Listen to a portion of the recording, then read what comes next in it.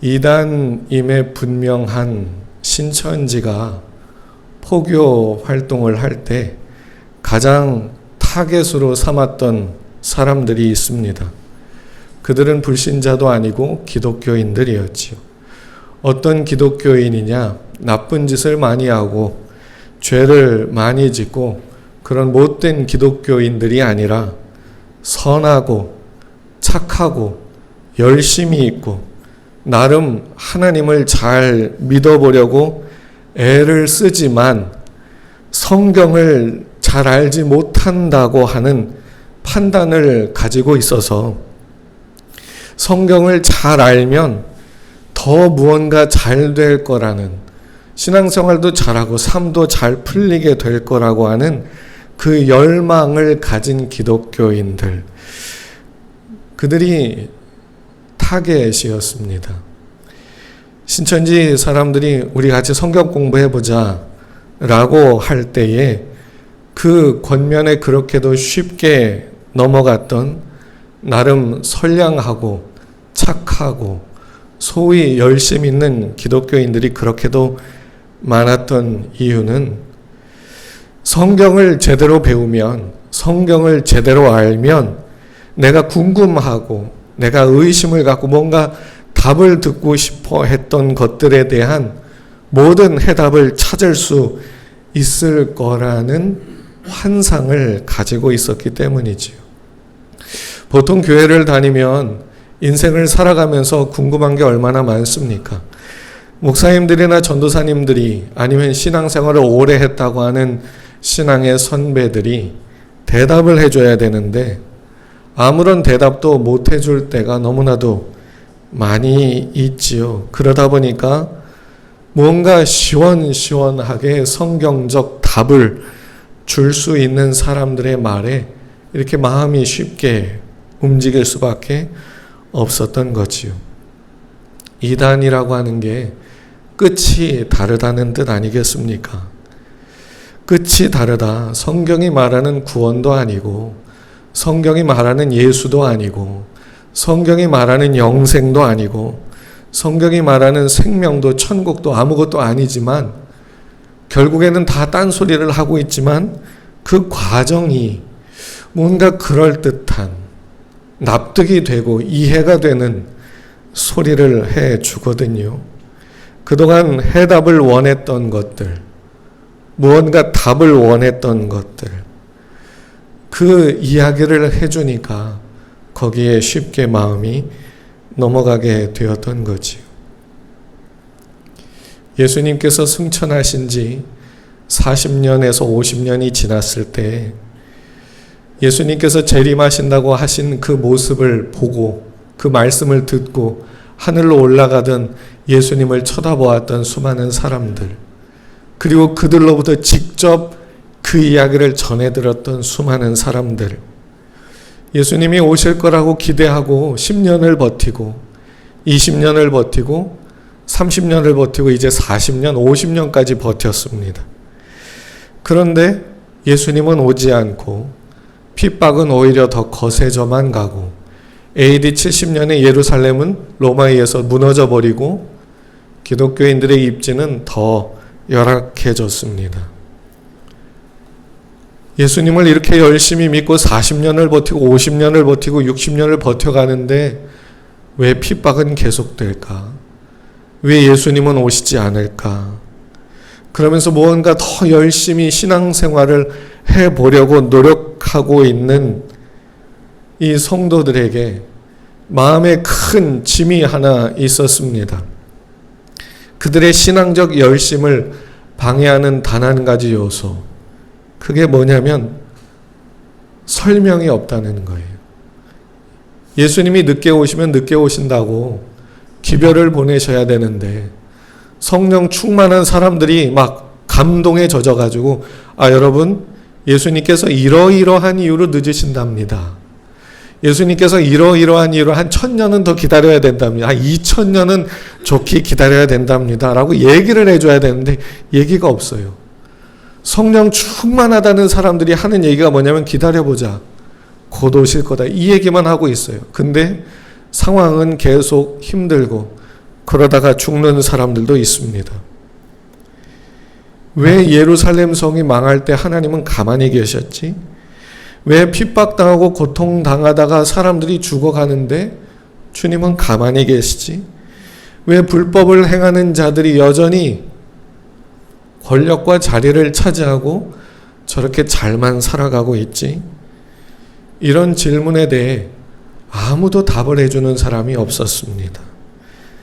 여러분들도 신앙생활을 해보셔서 경험해 보셔서 아시겠지만 왜 이런 일이 내게 벌어졌는가, 왜 하나님은 가만히 계시는가에 대한 대답을 얻지 못할 때가 신앙생활을 하기 가장 어렵고 힘든 때인 것 같습니다. 그때도 그랬습니다. 많은 성도들이 예수님의 재림이 지나치게 늦어지는 것으로 인해서 왜 늦으시는가, 왜 안 오시는가에 대해서 의문을 품기 시작했습니다. 근데 그 의문도, 그 궁금증도 한 10년, 20년이면 그나마 버티고 가겠는데 이제 40년, 50년이 돼가니까 이제 버틸 힘이 없어요. 그 틈을 타서 거짓 교사들이 들어옵니다.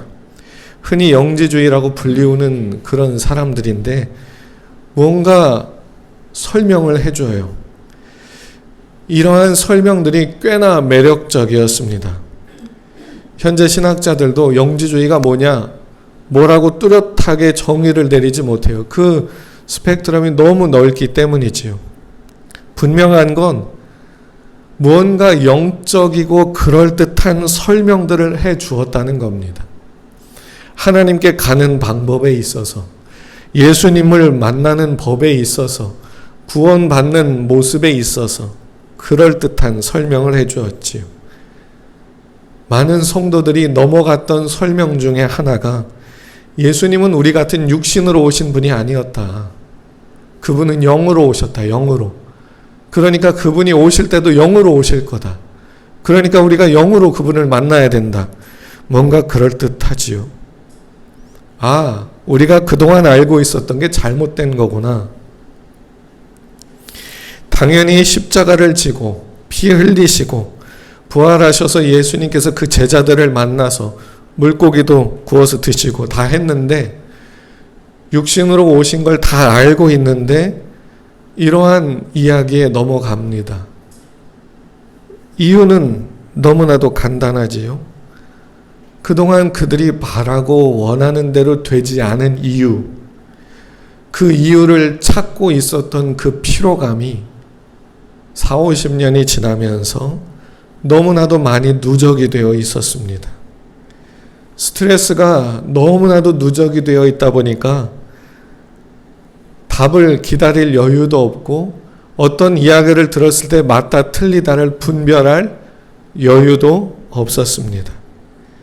지쳐버려가지고 그냥 뭐라도 뚜렷하게 이거다 저거다 분명하게 얘기를 해주기만을 기다렸지요.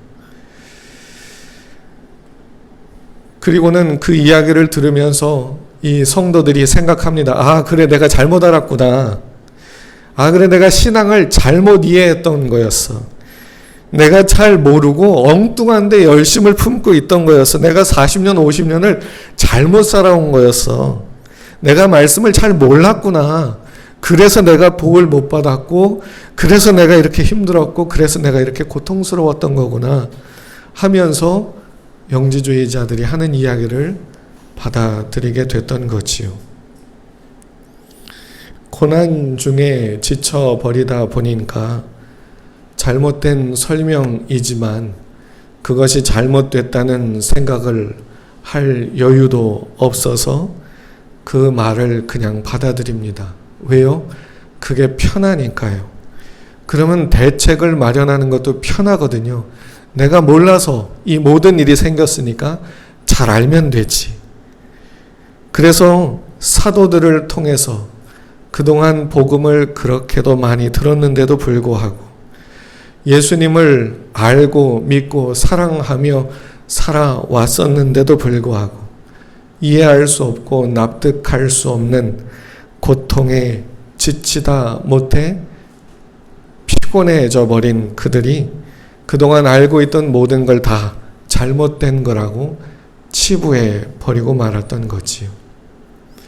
그래도 이 사람들은요, 예수님을 직접 만나고 예수님으로부터 직접 듣고 예수님의 기적을 직접 만나고 사도들로부터 직접 말씀을 듣고 성령의 충만한 역사를 다 보고 경험했던 사람들이었습니다. 심지어 그 중에 어떤 사람들은 예수님이 하늘로 승천하는 모습을 본 사람들도 있었어요. 그리고 예수님의 그 말씀을 직접 자기 귀로 들었던 사람들도 있었을 겁니다. 그런데도 40년, 50년 계속되는 고난 속에서, 고통 속에서 왜 그러지?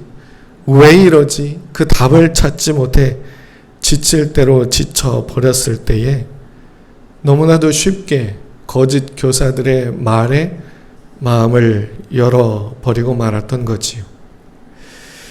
그런데 모두가 다 이 거짓 교사들의 이런 말에 넘어간 게 아니었습니다. 이상한 영지주의적 설명에. 그래도 더 열심을 다해서 해보려고 하는 사람들도 있었습니다. 그런데 이런 사람들도 또 다른 거짓 교사들에게 그들의 미혹에서 자유롭지 못했습니다. 왜냐하면 어떤 사람들이 또 나타나서 여러분들이 더 열심히 안 해서 그렇습니다. 사도들이 전해준 말씀대로, 예수님이 전해준 말씀대로 목숨을 걸고 지키지 않아서 그렇습니다. 말씀대로 행하지 않아서 지금 복을 못 받는 겁니다. 더 절제하고 더 금욕하고 목숨을 걸고 더 열심히 해봐야 됩니다 라고 말하니까 믿음으로 구원받고 믿음으로 은혜 받아야 된다는 걸 아는 사람들이 그들의 그런 막 무서운 질책에 또 마음이 찔려 합니다. 그리고는 거기에서 내가 열심을 내지 못해서, 내가 절제하지 못해서, 내가 목숨이 끊어지도록 몸을 혹사시키면서 그렇게 했어야 되는데 그러지 못해서 복을 못 받았구나. 그래서 내가 은혜를 못 받았구나. 이러면서 그 말을 따라 율법적인 행동에 목숨을 걸기 시작합니다. 그런데 또 여기에 넘어가지 않은 사람들이 있었어요. 믿음으로 살아야지. 믿음으로. 그러니까 이 율법주의자들과 반대되어 믿음을 주장하는 사람들이 생기는데 이 사람들도 또 거짓 교사들로부터 자유롭지 못합니다. 여러분, 믿으면 다 됩니다. 믿으면 그만이에요. 믿으면 뭐 아무렇게나 살아도 상관없어요.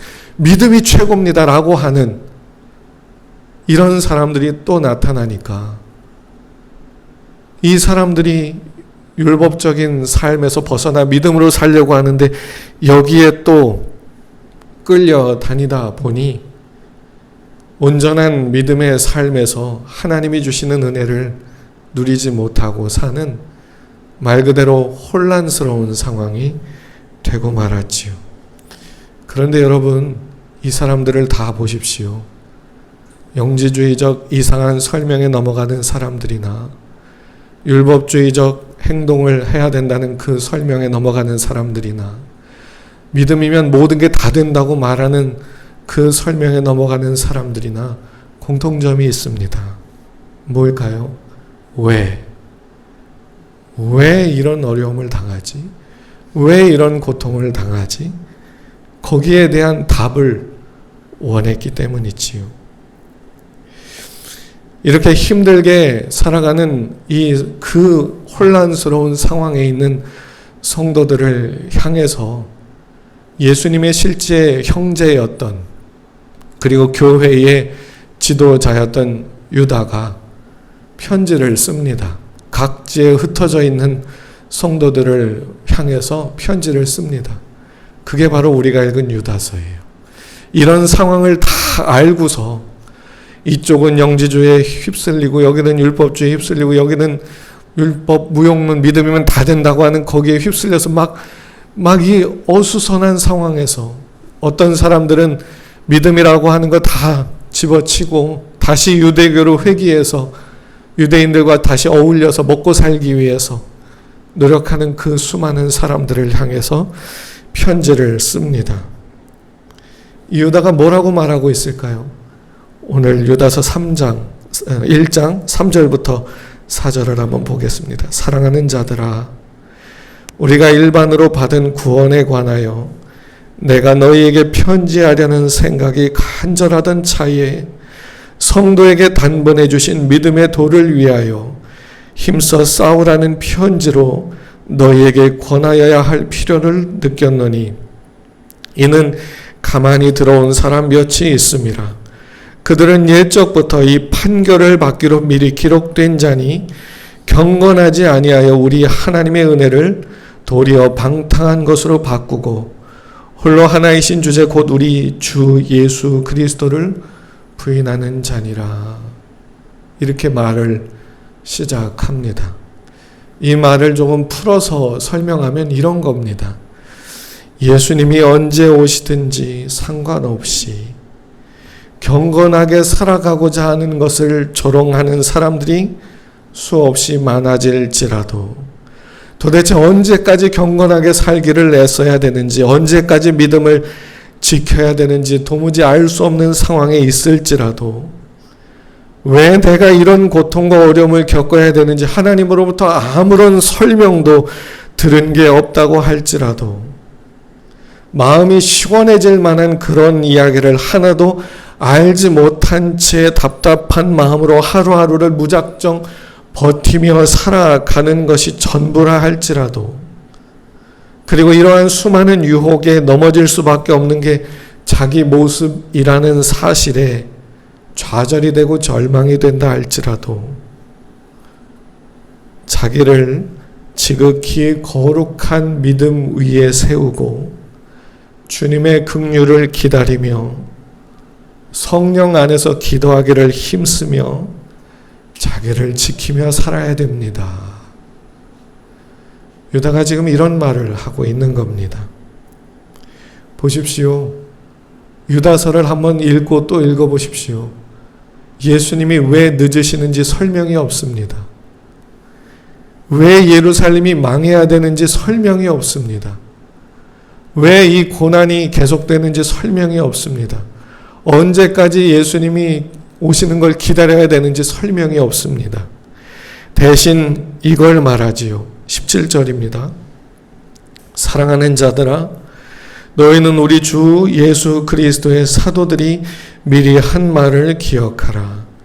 그들이 너희에게 말하기를 마지막 때에 자기의 경건하지 않은 정욕대로 행하며 조롱하는 자들이 있으리라 하였나니 이 사람들은 분열을 일으키는 자며 육에 속한 자며 성령이 없는 자니라. 사랑하는 자들아, 너희는 지극히 거룩한 믿음 위에 자신을 세우며 성령으로 기도하며 하나님의 사랑 안에서 자신을 지키며 영생에 이르도록 우리 주 예수 그리스도의 긍휼을 기다리라. 아멘. 아멘이 되십니까? 우리는 살아가면서 대답을 듣고 싶어 해요. 왜 이런 어려움을 당해야 되는지, 왜 하나님은 나를 돕지 않으시는지 대답을 듣고 싶어 합니다.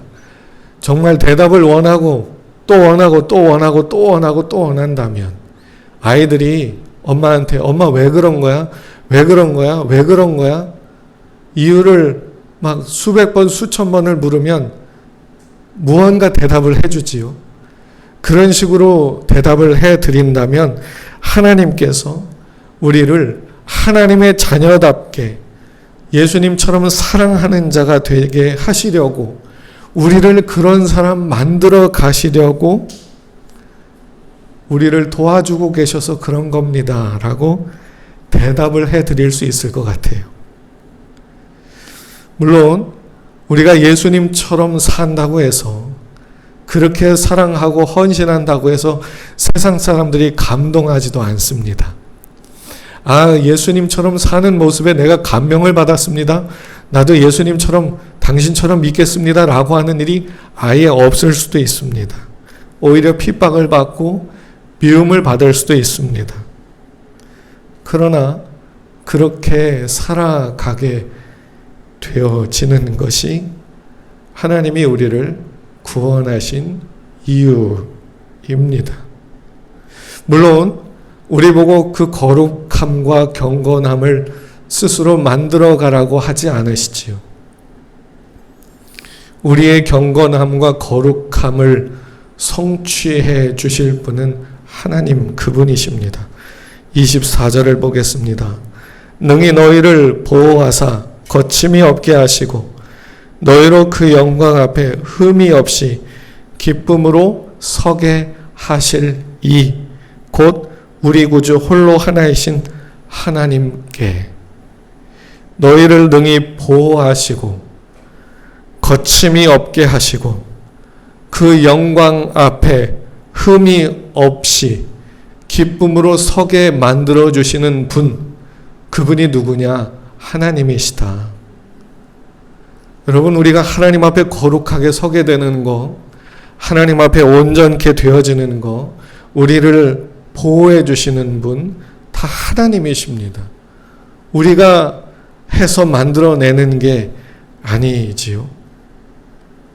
우리에게 요구하시는 건 내가 이렇게 이루어 갈 테니 너는 믿음으로 살아가라 라는 겁니다. 모든 것이 하나님의 주권과 그 은혜 속에서 하나님의 모든 돌보심 속에서 하나님의 모든 계획 속에서 진행이 되어 가고 있으니 너는 그 자리에서 주위를 둘러봐도 아무것도 보이지 않고 왜 이런 일이 생기는지 알 수가 없고 왜 이런 일을 겪어야 되는지 납득이 안 되고 그런 상황에 처해 있다고 여겨지겠지만 그래서 하나님으로부터 무언가 납득할 만한 설명을 해 주시기를 원하고 있겠지만 하나님께서 인도하고 계시니 믿음으로 살아라. 그리고 믿음을 가지고 선을 행하기를 힘쓰라. 그렇게 말씀해 주시는 겁니다. 우리를 부르신 분은 하나님이십니다. 아멘. 우리를 택하여 주신 분도 하나님이십니다. 우리가 믿을 때 그 믿음을 갖도록 도와주신 분도 하나님이십니다. 우리가 회개하며 예수님을 우리의 구주로 영접하고 믿을 때 우리의 마지막을 천국으로 예비해 주신 분도 하나님이십니다.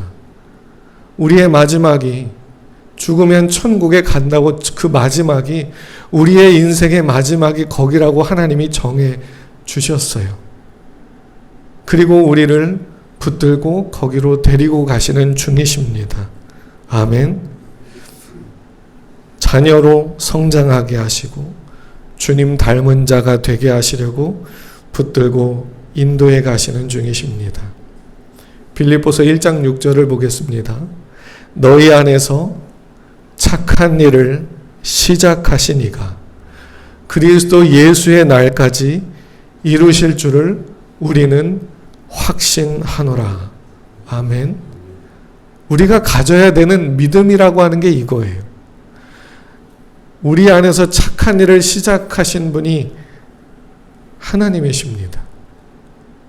우리를 불러가지고 왜 나로 예수 믿게 만들어서 이렇게 힘들게 살게 하신 우리를 불러서 나라고 하는 사람, 주님을 위해서 그다지 좋은 일도 못하고 많은 업적도 남기지 못하고 오히려 그분으로부터 용서받기에 급급한 죄 용서받는 것으로 내 인생을 다 채워도 부족할 만큼 그렇게밖에 못 사는 나를 불러서 예수 믿게 하신 이가 하나님이시고 우리로 그 앞에 온전하게 서게 하실 분이 하나님이시고 그 일을 반드시 이루실 분이 하나님이십니다. 우리가 이걸 믿고 사는 거지요.